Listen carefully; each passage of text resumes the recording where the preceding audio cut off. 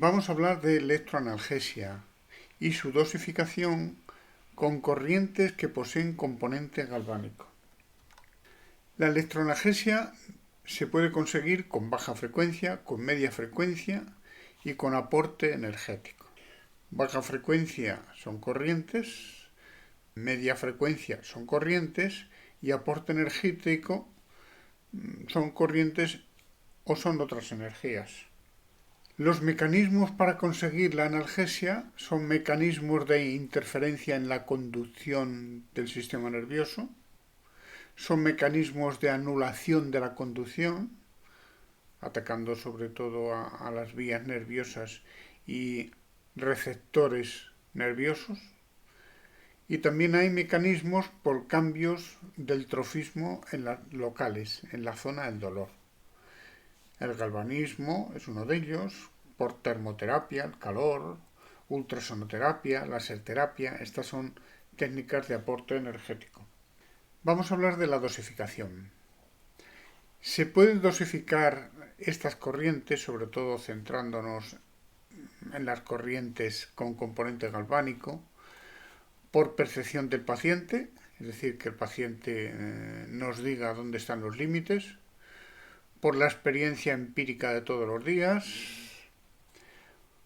por la energía aplicada, según calculemos una dosis, una energía que apliquemos, pero calculando. Y también se puede hacer evitando sobrepasar límites teóricos de riesgo, que esto es muy importante, porque a veces, si nos basamos en la percepción del paciente, hay pacientes que nos dicen que podemos elevar más la intensidad y superamos límites de riesgo. Disponemos de corrientes de baja frecuencia, entre ellas la galvánica. ¿Que tiene componente galvánico? Sí, tiene componente galvánico. ¿Interrumpidas galvánicas? Sí, tienen componente galvánico. ¿Pulsadas bifásicas? Pueden tener o no pueden tener componente galvánico. Si son totalmente iguales la onda de arriba con la onda de abajo, no tienen componente galvánico. Pero en muchas ocasiones la onda de arriba o la de abajo es mayor que la onda de abajo. Entonces sí hay un resto de componente galvánico. Se pueden utilizar vibraciones musculares para conseguir también la analgesia, que pueden tener o no tener componente galvánico dependiendo de la corriente que se han elegido.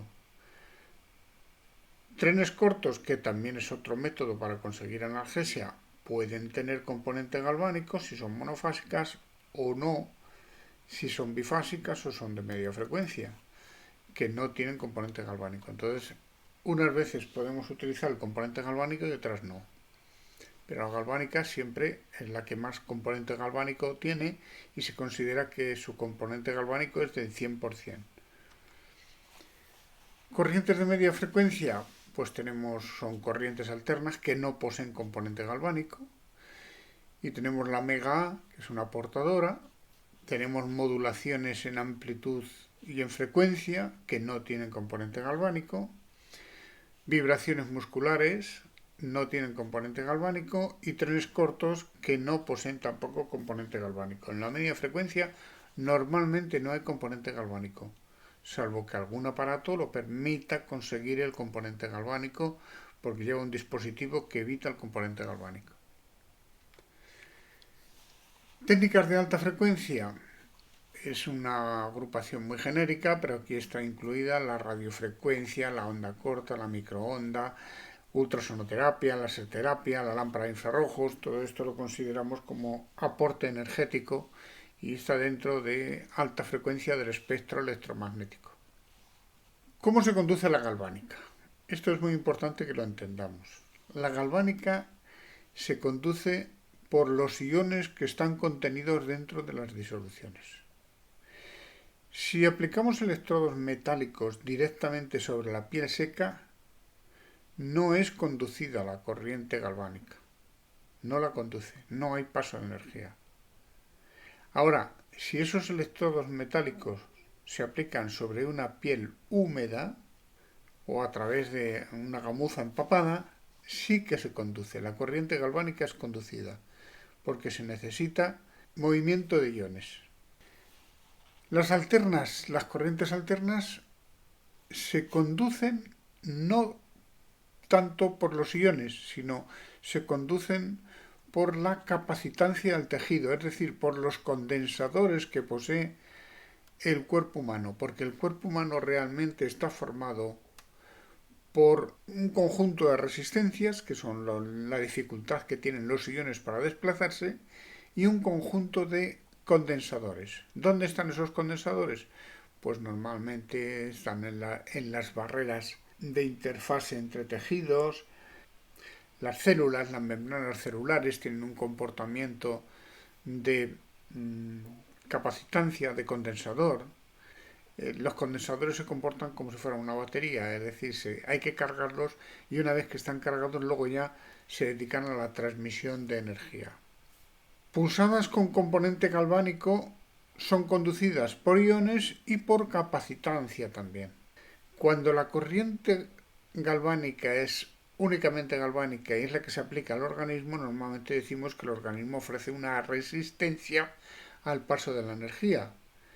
Pero cuando esa resistencia está formada por el conjunto de condensadores y de resistencia como tal, no se habla de resistencia. Genéricamente se puede decir resistencia, pero propiamente debemos utilizar la expresión de impedancia. Los electrodos metálicos y piel seca sí conducen las corrientes alternas y pulsadas, unas mejor que otras. Pero sobre todo las alternas son bien conducidas aunque no esté la piel húmeda ni haya gamuzas empapadas.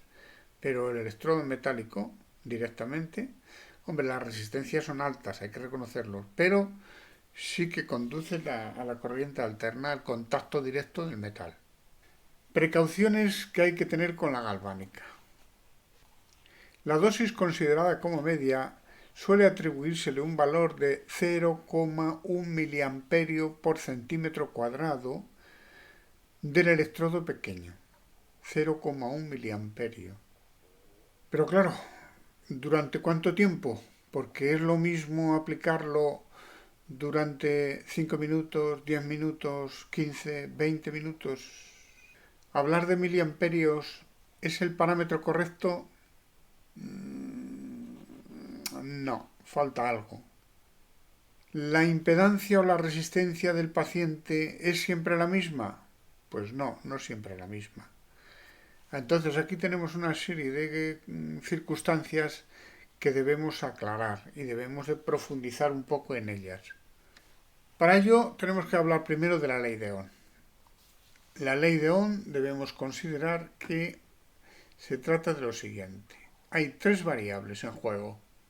El voltaje, la intensidad y la resistencia o impedancia, dependiendo de qué hablemos, ¿no? Normalmente cuando se habla de galvánica se habla solamente de resistencia, que también se le puede denominar impedancia, ¿eh? Entonces, son tres variables que las podemos combinar y sacar una de ellas, cualquiera de las tres, como incógnita. Entonces, en este caso tenemos un voltaje como incógnita es igual al valor de la intensidad por el valor de la resistencia. Pero si sacamos como incógnita la intensidad, tendríamos que el valor del voltaje entre la resistencia es igual a la intensidad. Y la resistencia es igual al voltaje partido de la intensidad. Esta es la ley de Ohm y cualquiera de las tres la podemos extraer como incógnita. Siempre necesitaremos mínimo dos variables, conocer dos variables. Después de la ley de Ohm tenemos la ley de la potencia. Podremos decir que si multiplicamos el voltaje por la intensidad nos va a dar un producto que es la potencia en vatios. ¿Y qué es la potencia? Pues aquí falta un detalle. Tendríamos que multiplicar voltaje por intensidad por un segundo. Es decir, la potencia es el trabajo que hemos generado justo en un segundo. Si fuera menos de un segundo ya no se llamaría potencia, o más de un segundo tampoco se llamaría potencia, se llamaría trabajo. Pero cuando es justo en la unidad de tiempo, se habla de potencia. Entonces la potencia nos va a indicar la rapidez con que se realiza un trabajo. Normalmente la que más vamos a utilizar va a ser esta primera, que potencia es igual a voltaje por la intensidad. También potencia es igual a intensidad al cuadrado por R, que esta es digamos, viene derivada por sustituciones de la ley anterior, ¿no? De la ley de Ohm. Y potencia también es igual a voltaje al cuadrado partido R. Pero sobre todo nos vamos a fijar en esta primera, que es con la que más vamos a trabajar. Y esto es lo que ocurre en un segundo, pero las sesiones no duran un segundo. Las sesiones duran un tiempo. Entonces, si multiplicamos la potencia por el tiempo de la sesión, ya tenemos el trabajo expresado en julios. La unidad de trabajo multiplicado por los segundos que el paciente está soportando la corriente o la energía que se le ha aplicado, sea la que sea, no tiene por qué ser una corriente, una galvánica, pueden ser un ultrasonido, un láser, cualquiera. Entonces vamos a tener en julios, los julios. Entonces la ley de Joule dice que trabajo es igual a potencia por tiempo. Potencia es igual a trabajo partido tiempo. Y tiempo es igual a trabajo partido potencia. Hay quien dice, ¿no se puede calcular el tiempo? Sí, se puede calcular el tiempo. Si tenemos los julios y tenemos la potencia, podemos calcular el tiempo. Es muy importante que sepamos y dominemos esto. Hay formas para medir también la energía que normalmente proceden del mundo de la medida de la energía del consumo eléctrico. Entonces, ¿en qué consiste? Cuando se habla de vatios por minuto, se van sumando los vatios que se han consumido o se han aplicado en el primer segundo, más el siguiente segundo, más el siguiente segundo, así hasta 60 segundos. Esa suma nos va a dar lo que se llaman los vatios por minuto. Si es una hora, serían los vatios por hora. Y a veces estamos habituados a decir, en el consumo eléctrico se han consumido tantos kilovatios por hora.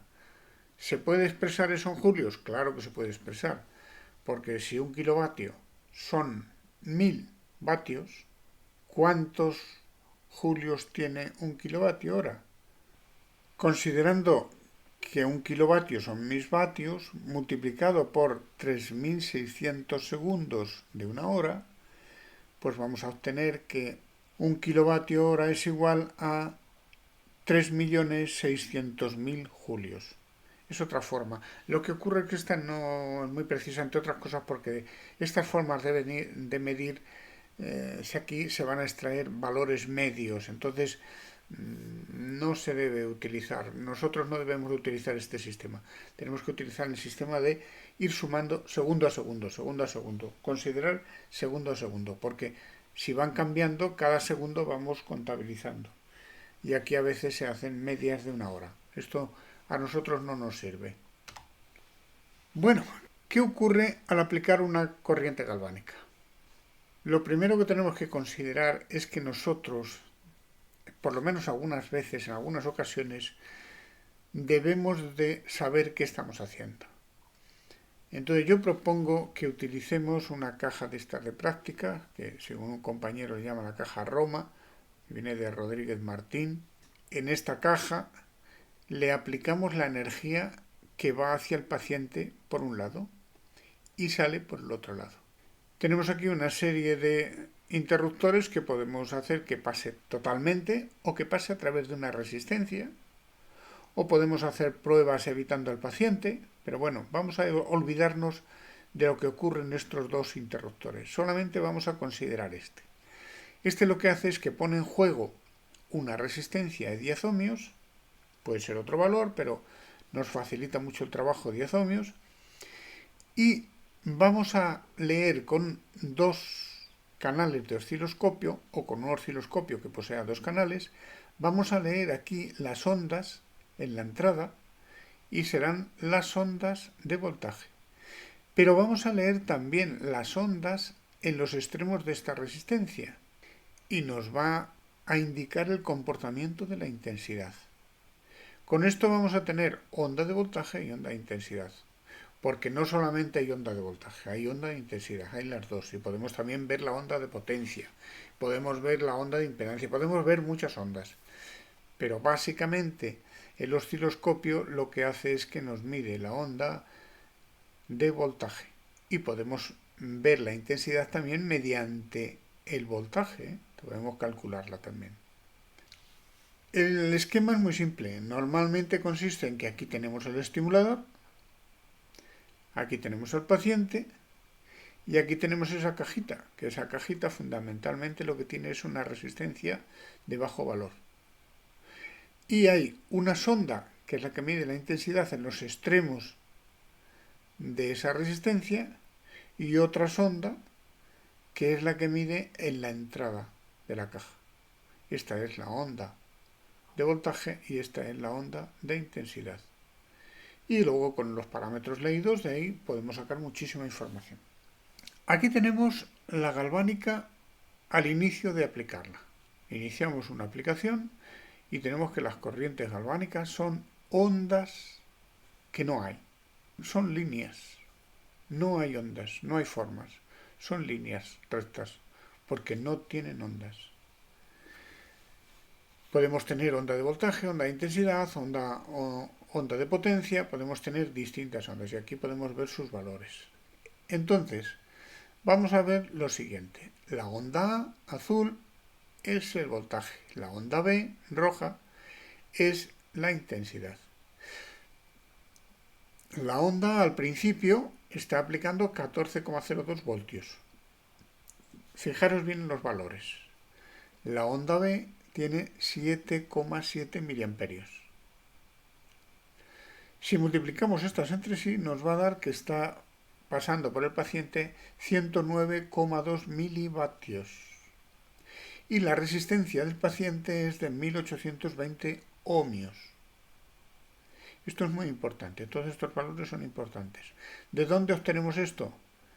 Lógicamente, de dividir el voltaje entre la intensidad. Vamos a ver qué ha ocurrido a lo largo del tiempo, pues después de transcurrido un minuto. Ha transcurrido un minuto de la aplicación y vemos que el voltaje son 9,95 voltios y antes eran 14,2. La intensidad son 7,8 y antes eran 7,7. Bueno, prácticamente la misma. Vamos a considerar porque el aparato trabajaba le hemos ajustado la intensidad para que no la mueva. La ha movido un poquito, pero muy poco. Vemos que la potencia al cabo de un minuto era de 78,14 y al principio era de 109,2. Y vemos que al cabo de un minuto la resistencia es de 1275. Sin embargo, al principio era de 1820. Ha ido cambiando. Esta propiedad de que cambie la resistencia es así. El organismo es una propiedad que tiene, es fisiológico. Esto no lo podemos cambiar. Entonces, esta circunstancia tenemos que conocerla, que la resistencia cambia y todos los demás parámetros van a cambiar. Pero los aparatos normalmente están diseñados para que o bien el voltaje esté como fijo o bien la intensidad esté como fijo.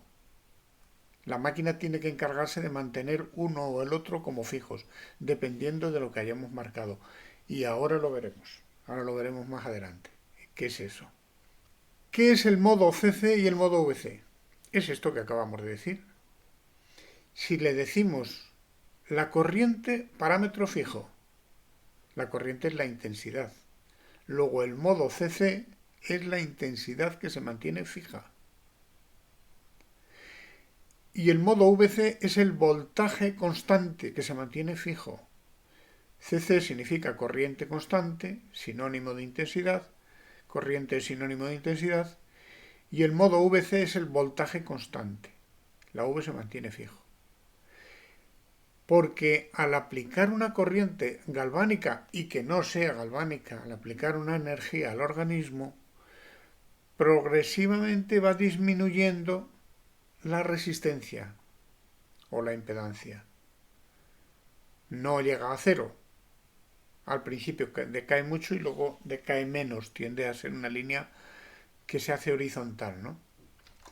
¿Qué ocurre en ese circuito, en el organismo, cuando aplicamos IC, intensidad constante o corriente constante?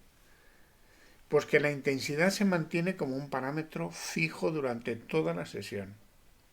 La resistencia, como es una característica fisiológica, decae. Y por la ley de Ohm, el voltaje decae. Y el producto de V por I decae.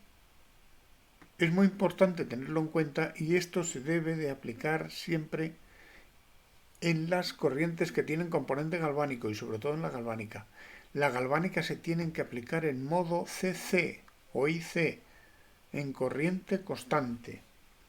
Nunca se os ocurra ponerla en voltaje constante, salvo que sea para una aplicación momentánea y muy corta. Alguna prueba, algún experimento cortito. ¿Qué ocurre cuando aplicamos y elegimos el voltaje constante? Pues el voltaje es el que se mantiene fijo durante toda la sesión. La R va a disminuir, igual que antes. Le da lo mismo que sea voltaje constante que corriente constante. Pero por la ley de Ohm, al disminuir la resistencia, la intensidad aumenta. Y al aumentar, el producto de V por I aumenta, es decir, la potencia aumenta. Vamos camino de agredir, según avanza la sesión, cada vez estamos agrediendo más al paciente. Y si hay riesgo de producir un daño al paciente, está aumentando. Cada vez va aumentando más. Hay que tener mucho cuidado con la galvánica cuando se aplica, que nunca sea en voltaje constante. De hecho, la mayoría de los estimuladores no permiten que se aplique VC en la galvánica, cuando se elige la corriente galvánica. Sin embargo, hay alguno que tiene la opción, pero quien no sepa esto puede correr riesgo de quemar al paciente. Hay que tener cuidado con esto, ¿eh? Esto es muy importante. Todo fisioterapeuta debe de saber esto.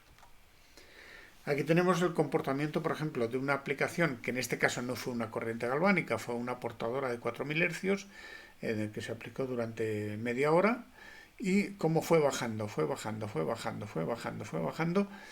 Cada cierto tiempo fue bajando. Si hay a veces subidas y bajadas, pues son movimientos del paciente o que se cambia de posición, aumenta un poquito más o menos el contacto, o sea que hay pequeñas variaciones por el contacto de los electrodos. Pero la tendencia general es a que vaya disminuyendo, aunque poco a poco tiende a un paralelismo, ¿no? Al principio disminuye más. Pasa lo mismo con la galvánica y con otras corrientes. Aquí tenemos otra demostración de lo que ocurre en VC. Esta es una prueba que consiste en aplicar un barrido de frecuencias desde 50 Hz a 19.000 Hz, es decir, en un rango de 20.000. Y se eligieron desde 50 hasta 19.000. A lo largo de 20 segundos son los picos que se van midiendo y los azules son los de voltaje, que como la máquina trabajaba en VC, siempre tienen la misma altura. Sin embargo, la intensidad en VC va aumentando, y va aumentando por dos razones. Aumenta por el tiempo que dura, pero aumenta también por la frecuencia. Según se va aumentando la frecuencia, se disminuye la impedancia, se mejora la conductividad y aumenta la intensidad. Sin embargo, aquí se ven que se permitieron 3 pasadas, y en esas 3 pasadas, por aquí pasó una, por aquí pasó la otra y aquí pasó la tercera. Se ve como, según va pasando el tiempo de aplicación de la corriente, cada vez va subiendo más. Entonces, esta es otra prueba, otra demostración de este efecto del de corriente constante, de voltaje constante y también de cómo cambia el comportamiento tisular según avanza la sesión. Vamos a hablar del componente galvánico, que es una cuestión que tenemos que conocer y dominar y calcular para no agredir a los pacientes. Normalmente tenemos que partir de que la galvánica pura posee un 100% de componente galvánico y va a ser la de referencia. Tenemos otra corriente que le vamos a llamar galvánica pulsada, que dependiendo de los fabricantes suelen tener un 80, 85, 90, 90 y algo por ciento de componente galvánico. Es una corriente formada por una sucesión de pulsos cuadrangulares o que pretenden ser cuadrangulares, muy juntos, con muy poco reposo y una frecuencia que anda a 7000, 8000, 9000 hercios, depende del fabricante. No llega a tener el 100% de componente galvánico. Luego tenemos pulsadas monofásicas, con un componente galvánico variable, es decir, yo me puedo diseñar mi propia corriente y puedo decir, voy a poner una corriente que tenga el 30%. Entro en la máquina, le doy un tiempo al pulso, le doy un tiempo al reposo y que haya una relación entre ellos que sea el pulso con relación al periodo pues del 30%. Y le puedo jugar con ello y puedo obtener una pues que me dé el 50%, el 40%, el 30%. Las máquinas no suelen permitir más allá del 50%, salvo algunas corrientes que están prefijadas que sí lo tienen. Pulsadas bifásicas no compensadas pueden tener un pequeño componente galvánico y es indeterminado porque habría que medirlo. Pero las no compensadas quiere decir que una onda, la onda positiva puede ser mayor que la negativa. Entonces va a haber un pequeño efecto galvánico. Pero como no la midamos con un osciloscopio o con un instrumento de medida, no vamos a saber cuál es. Entonces normalmente no se le da mucha importancia. Pulsadas bifásicas sí compensadas, quiere decir que la onda superior y la onda inferior son exactamente iguales, pues en teoría no tienen componente galvánico, cero componente galvánico. Si trabajamos con corrientes que tienen componente galvánico, es muy importante saber dónde están los límites de intensidad porque podemos llegar a producir agresión galvánica en los pacientes. A la hora de dosificar, podemos utilizar el método de siempre, ¿no? El antiguo, ¿no? El de la abuela. En el sentido de decir, bueno, pues voy a aplicar unos cuantos miliamperios, no subo, ni siquiera miro a la máquina y lo que el paciente me diga. Pero esto tiene un peligro. Determinados pacientes dicen que no sienten nada, otros que sienten calor, otros que sienten un suave hormigueo, a otros les molesta mucho y otros dicen, uy, quite. Y otros dicen, no, siga. Ahora, y nosotros seguimos y tenemos una cantidad de miliamperios impresionante y podemos quemar. Porque estas son las que producen, si hacemos una quemadura, producen electrolisis. Y es una quemadura de tipo químico. Entonces, hay que tener cuidado con esto. No debemos seguir la percepción del paciente. Si hay que preguntarles, por si acaso les molesta, nos vamos a tener que ver obligados a reducir para que el paciente no esté sufriendo. ¿El tiempo de sesión se considera? No, unas veces sí, otras veces no, unos ponen más, otros ponen menos. Se suele empezar por poco tiempo, luego se va aumentando si todo va correcto. Entonces, pero no es un método muy seguro, es andar ahí tanteando, ¿no? Entonces, ¿cómo debemos proceder cuando se aplica una corriente galvánica? Y las que tienen componente galvánico importante. Lo primero que tenemos que hacer es saber cuál es el componente galvánico y normalmente lo vamos a expresar en un porcentaje. ¿Cómo hallar de forma sencilla un componente galvánico de una corriente cualquiera? Y aquí tenemos un ejemplo que pueden ser corriente formada por 2 milisegundos de pulso cuadrados, que esto también tiene su importancia, cuadrados, porque si son triangulares ya sería la mitad. Pero bueno, vamos a ver, lo típico habitualmente son cuadrados, cuadrangulares, y tenemos 2 milisegundos y 18 milisegundos de reposo. Con una simple regla de 3 podemos calcular cuál es el componente galvánico y decimos, si este pulso en lugar de durar 2 milisegundos durara 20, es decir, los dos de él más todo el hueco que hay en el reposo de 18 serían 20 milisegundos. Estarían pegados uno al siguiente y este al que viene detrás y al otro y al otro. Entonces tendríamos una corriente galvánica. Y al tener una corriente galvánica ya hemos dicho que la corriente galvánica, el efecto galvánico es del 100%. Tendríamos que, si los pulsos fueran de 20 milisegundos, el efecto galvánico sería del 100%. Pero como los pulsos son de 2 milisegundos, el efecto galvánico será de X. X será, en este caso, igual al 10%. Luego, el 10% de la intensidad de estos pulsos, porque los estimuladores lo que miden es la intensidad del pulso, la intensidad de pico que se llama, la intensidad máxima que alcanzan los pulsos, el 10% de esa intensidad se va a comportar como galvánica, en este caso. Si los pulsos fueran de 5 milisegundos y 5 milisegundos de reposo, tenemos la mitad para el trabajo y la mitad para el descanso. Sería del 50%.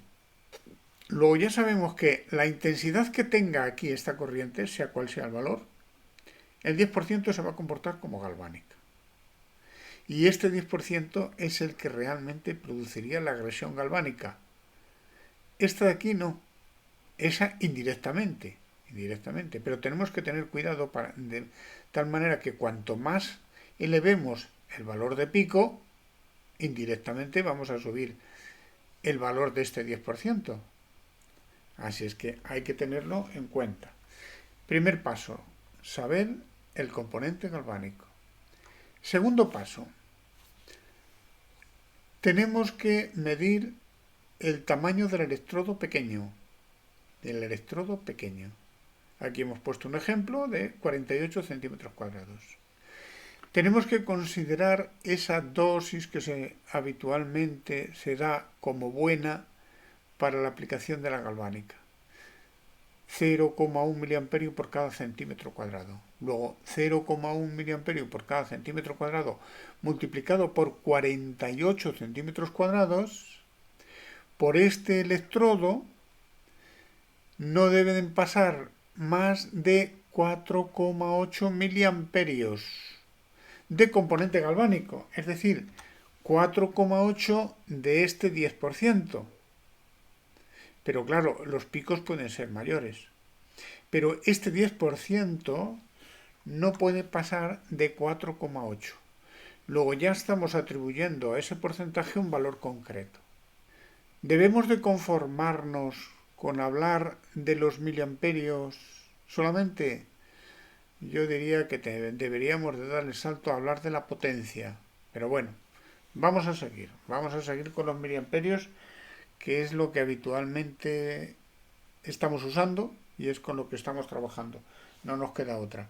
Pero deberíamos dar el paso y exigir a los fabricantes que utilizaran la potencia.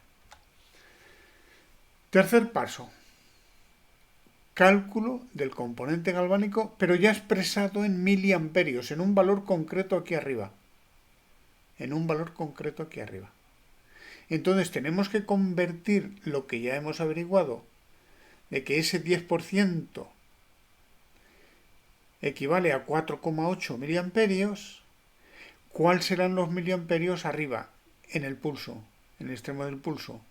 Luego decimos que si el 10% son 4,8, el 100% será X. Si hallamos esta regla de 3 nos va a dar que son 48 miliamperios. Luego sabemos que con esta corriente, si la intensidad con ese electrodo que habíamos dicho de 48 centímetros cuadrados, la intensidad es de 48 miliamperios, sabemos que estamos en el correcto punto, en el límite. Si es más de 48, estos 4,8 ya lo superan. y si este 4,8 supera ese valor, entramos en riesgo, considerando 0,1, porque os vais a encontrar también en la literatura que hay quien recomienda 0,15, 0,2. Vamos a ser prudentes y vamos a empezar con 0,1. Que luego todo va bien y vemos que pasan 2, 3, 4 sesiones y decimos esto, podemos aplicar más. Pues bueno, quien quiera que pruebe con 0,15 o con 0,2. Estos serían los 3 pasos. Hay otras fórmulas y hay otros métodos también, ¿no?, para saber estas cuestiones. Y esta fórmula es muy importante porque se aplica prácticamente en todas las terapias, en todas las técnicas de electroterapia, que sería la fórmula de la potencia eficaz o de la intensidad eficaz. Es la misma, que la podemos poner en lugar de una W o una I de la intensidad. Si hablamos de la intensidad, tendríamos que decir que la intensidad eficaz es igual a la intensidad de pico, es decir, la máxima del pulso, por el tiempo del pulso, que tiene que ir expresado en segundos. En el ejemplo decíamos 2 milisegundos. No habría que poner 2 milisegundos, habría que poner 0,002 segundos. Por la frecuencia en hercios, no en kilohercios ni en megahercios, en hercios, por un factor de la forma, porque estábamos hablando de pulsos cuadrados o pulsos cuadrangulares, y ahí se multiplica por 1 o por el 100% y sabemos que eso se va a cumplir.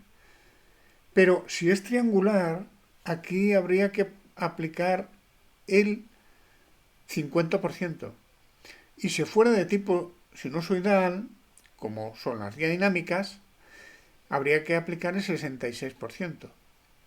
Entonces, en los cuadrangulares habría que multiplicarlo por 1 o por el 100%, y luego en un segundo, porque esto se da en un segundo, esto no es necesario, pero yo insisto porque hay que recordar que todo esto es lo que ocurre en la unidad de tiempo. La potencia es lo mismo. Potencia eficaz es igual a potencia de pico por tiempo del pulso en segundos, por la frecuencia en hercios, por el factor de la forma y por la unidad de tiempo.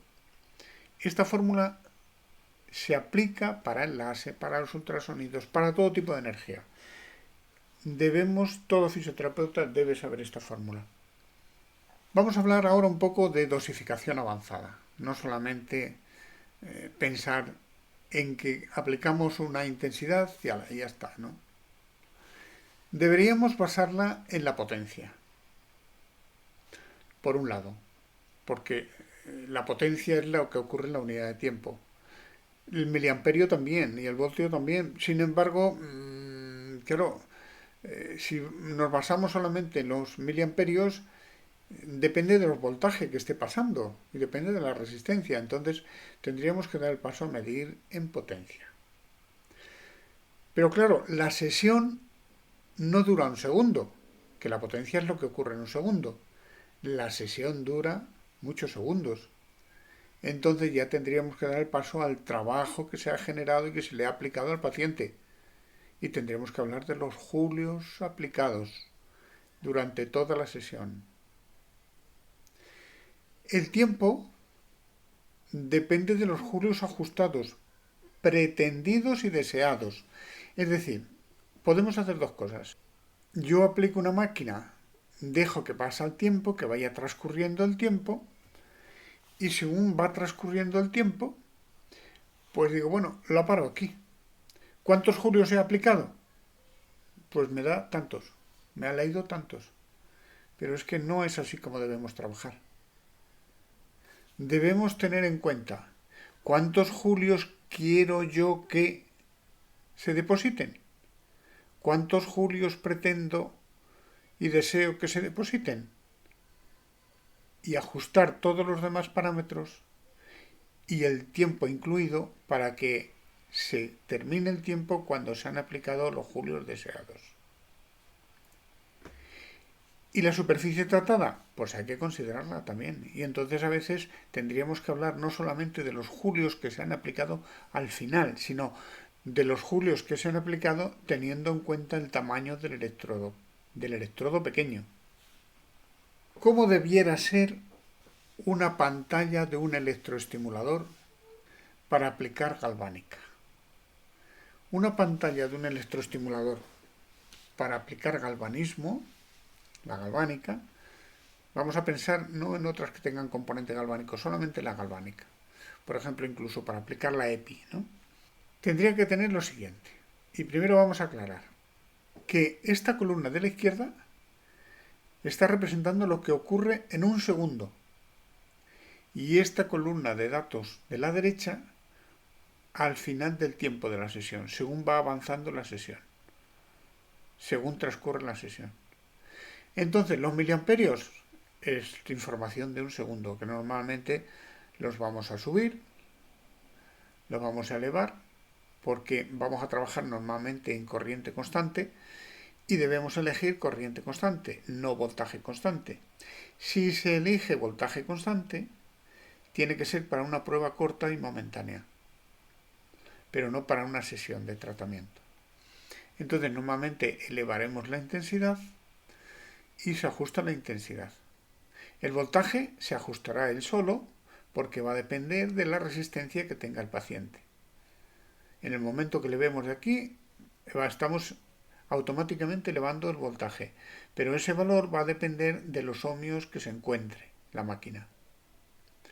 El producto de V por I, por los miliamperios, voltaje por los miliamperios, nos va a dar la potencia que ocurre en un segundo, La potencia es lo que ocurre en un segundo. Y esto puede oscilar, puede subir, puede bajar. El voltaje también oscilará. En teoría, si trabajamos en corriente constante, la intensidad no oscilará. O si oscila, será mínimo. Los ohmios sí que oscilarán, porque es la resistencia. Y sabemos que siempre que aplicamos una energía, van a ir, al principio se elevarán, pero luego van a ir, poco a poco van a ir bajando. Esta cantidad de centímetros cuadrados del electrodo pequeño la tenemos que introducir, la tenemos que marcar. Y los milivatios que se aplican en cada centímetro cuadrado, que también es importante saberlo, va a depender de los vatios dividido entre los centímetros cuadrados. ¿Qué ocurre aquí? El tiempo o lo marcamos previamente o dejamos que transcurra y paramos en el momento que consideremos que el valor aquí producido, decimos, ese es el que quiero y ahí lo paro. Vamos a suponer que le damos al start y empieza el tiempo a transcurrir, segundo a segundo. El producto de esto, de los milivatios, por el tiempo, nos va a dar aquí los milijulios. Y se van a ir acumulando, segundo a segundo, se van a ir sumando, se van a ir sumando, se van a ir acumulando. Y aquí, este resultado es este producto, los julios, entre la superficie. Nos van a ir dando los julios o milijulios por centímetro cuadrado.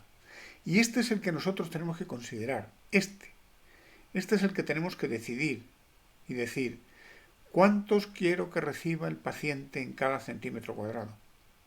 Hombre, si es para la EPI, no va a haber 60 centímetros cuadrados. Ahí es una aguja y entonces en ese caso habría que poner prácticamente la superficie a cero. Porque estos julios coincidirían con estos, entonces no habría que valorarlos a 0 o a 1, claro. Ni siquiera 1, porque la aguja es más de 1 centímetro, menos de 1 centímetro cuadrado. Entonces eso, si fuera para la EPI habría que resolver esta cuestión, ¿no? Pero para un galvanizador normal, donde vamos a meter aquí una superficie del electrodo, sí tendríamos que tener en cuenta esto. Entonces, esta cifra es la más importante. Y esta es la que, antes de dar la sesión, tenemos que decidirla y adaptar todos los demás parámetros matemáticamente, usando las 3 fórmulas que vimos antes, adaptándola para que todo esto ocurra y funcione. Y el tiempo pare cuando aquí llegue al valor que hemos decidido nosotros. Luego, un buen aparato sería el que nos dice, primero marca aquí. Y luego ya vete marcando aquí y aquí. O primero marca aquí, luego aquí y luego aquí. Sube la intensidad. y le das al start. Y el tiempo se parará. Otra opción sería, primero poner el aparato a funcionar y cuando llegues al valor que tú quieres, para. Pero si estás mirando a otro lugar, no te vas a dar cuenta que llega y te vas a pasar. ¿Qué ocurriría si ha transcurrido un minuto, por ejemplo? En este caso 67 segundos, que esto es un caso, digamos, cálculo real. Vamos a suponer que hemos subido 7,8 miliamperios. Es un cálculo real de lo que antes vimos, ¿no? 7,8 miliamperios, segundo a segundo. El paciente, en este caso, cuando estaban en 67 segundos, medían 9,95 voltios. La potencia que estaba recibiendo el paciente en ese instante era de 78,14 milivatios. La resistencia era de 1275 ohmios, los 60 centímetros cuadrados, y estaba recibiendo 1,30 milivatios por centímetro cuadrado. Esto en un segundo. Ahora, ¿qué ocurre según va pasando la sesión? Pues que el paciente, cuando va por 1,07, 1 minuto y 7 segundos, ha recibido 5.235 milijulios, que eso nos da 87,25 milijulios en cada centímetro cuadrado. Y este valor es el importante. Este es el que tenemos que decidir. Sé que esto es un poco relativamente complejo, pero no es tanto. Si dominamos esas tres leyes, sobre todo la ley de Joule, encontramos la solución para esto, porque todo es cuestión de jugar con las variables. En iontoforesis, cuando se hace la iontoforesis, que se utiliza normalmente en la galvánica, aquí tenemos que estar condicionados por aplicar todo lo que hemos dicho para evitar riesgos en el paciente con la corriente galvánica. Y tenemos que tener en cuenta otra cuestión, que más que la intensidad, el voltaje es el que va a provocar que se muevan las moléculas, o que una molécula rompa por un lugar o rompa por otro. Y entonces aquí hay demasiadas dudas a la hora de aplicar la iontoforesis. Y además deberíamos de aplicar la ley de Faraday, que la ley de Faraday dice que los miligramos que son desplazados, en teoría interiorizados en el organismo, es igual al peso molecular del compuesto por los miliamperios aplicados partido la valencia por la constante de Faraday, y eso multiplicado por el tiempo en segundos. Pero claro, normalmente lo que debemos hacer es trabajar con decir cuánto tiempo quiero que dure una sesión. Por decir que tiempo es igual a los miligramos que pretendemos introducir por la valencia, por la constante de Faraday, partido peso molecular por los miliamperios aplicados. Teniendo en cuenta que si nos pasamos de intensidad y demás, podemos agredir al paciente por un daño galvánico. Entonces tenemos que tener en cuenta una serie de condicionantes. Esta técnica de la iontoforesis hay que revisarla partiendo de cero. ¿Esto es una corriente galvánica? A ver, analicemos la situación. Aquí hay pulsos para arriba, para abajo. La línea de cero está aquí, es decir, está como la mitad de la corriente. Es decir, hay un pulso para arriba, un pulso para abajo. O sea, estos son pulsos para arriba y para abajo, igual tiempo de pulso superior que igual tiempo de pulso inferior. No son cuadrados, son unos picos. Esto es una corriente bifásica, esto no tiene polaridad. Y además podríamos decir que son totalmente compensadas, que el efecto galvánico sería cero, prácticamente cero. Sin embargo, esta corriente está en un aparato que el aparato dice que es una corriente galvánica. Quien haga un estudio con esta corriente pensando que es una corriente galvánica, vaya unos resultados que va a obtener. Será un estudio de científico todo lo contrario. Esto nos indica que es muy importante que estemos seguros de cómo trabajan las máquinas, qué corrientes tienen las máquinas, y por lo menos alguna vez nos dediquemos a ver, a averiguar. Si no tenemos nosotros osciloscopio, pedir la ayuda de alguien que lo tenga y decir, oye, tengo curiosidad por saber qué tiene mi aparato. Si me han vendido gato por liebre. Y aquí este aparato es un aparato que está en el mercado y está vendiendo gato por liebre. Eso no tiene nada que ver con una galvánica. Es una corriente bifásica que pretenden ser pulsos cuadrados y no lo consiguen. Es unos picos raros, una corriente. Bueno, ahí han generado cualquier cosa y dicen que es una galvánica. Entonces, es muy importante saber lo que estamos haciendo y conocer lo que estamos haciendo. La analgesia con la galvánica se consigue por varias vías, ¿no? Y se consigue sobre todo por cambios tróficos y electroquímicos en el medio. Porque la galvánica lo que va a producir es cambios electroquímicos. No buscamos la electrolisis, sí buscamos electroforesis, movimiento y desplazamiento de iones y concentración de iones cerca de un electrodo y cerca del otro. Lógicamente, en el ánodo se van a acumular los iones con carga negativa y en el cátodo los de carga positiva. Entonces, nosotros vamos a tener que en el negativo, en el electrodo negativo, en el cátodo, se va a producir un aumento del trofismo, sobre todo en procesos de cronicidad, que nos interesa aumentar el trofismo. Va a haber una disminución del trofismo en el polo positivo, que se utiliza para casos agudos. Sin embargo, el positivo tiene una reacción. Os vais a dar cuenta de que los pacientes, muchos, la gran mayoría, cuando se les aplica una galvánica, al retirar los electrodos suele estar más roja la zona del positivo que la del negativo. ¿Por qué? Porque se han acumulado ahí sustancias que son agresivas para el metabolismo. Y se produce una reacción de defensa. Y esa reacción de defensa provoca que aumente incluso la inflamación. Entonces, eso de que en el proceso agudo le va mejor el positivo, yo he encontrado en la práctica que no está tan claro. No está tan claro, ¿eh? Sí que va a haber cambios en el pH. En el negativo va a haber una alcalinidad. Va a subir el pH. Y en el positivo aumenta la acidez. Se pueden superponer técnicas no solamente de producir cambios electroquímicos, sino de producir a la vez estímulo sensitivo. Porque si en lugar de poner una galvánica ponemos una pulsada, esa pulsada va a tener efecto galvánico y efecto de estímulo sensitivo. Lo vamos a atacar por dos vías, por vía estímulo sensitivo y a la vez por vía de electroquímica, ¿no? Entonces vamos a tratar de muchas veces decir, voy a destruir catabolitos, negativo. Voy a provocar reabsorción de catabolitos, electrodo negativo.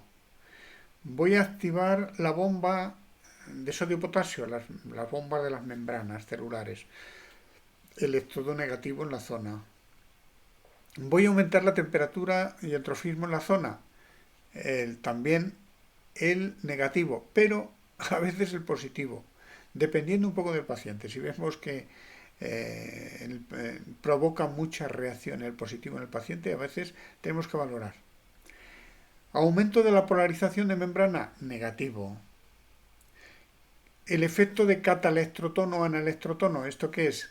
El catalectrotono es que la actividad metabólica del sistema nervioso, de las terminaciones nerviosas, de las neuronas, aumenta cuando se aplica el negativo, cuando están influenciadas por la zona del negativo.